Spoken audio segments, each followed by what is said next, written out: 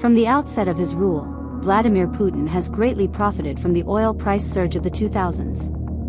The benchmark Brent crude, which was priced at just over $28 a barrel in 2000, witnessed a significant increase, with the annual average surpassing $111 in 2011. Benefiting from this revenue windfall, Putin wielded his power effectively.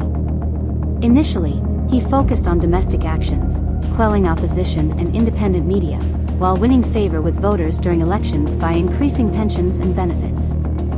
From 2014 onwards, he extended his assertiveness on the global stage, exemplified by the annexation of Crimea, intervention in Syria, and invasion of Ukraine.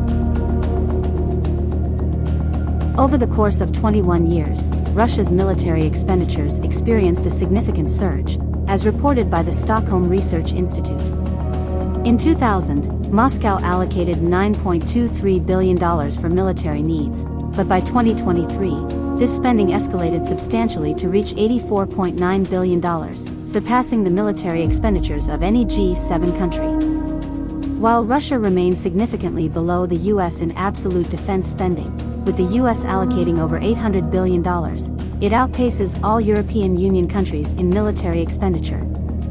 Notably, in 2021, Russia's military budget surpassed that of Ukraine by tenfold. It's worth mentioning that the allocation towards the Russian army continues to grow despite the lackluster state of investment in critical infrastructures.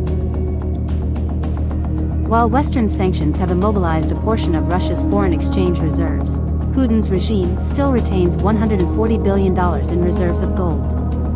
However, following the invasion, Russia has been denied access to approximately half of its gold and foreign currency reserves.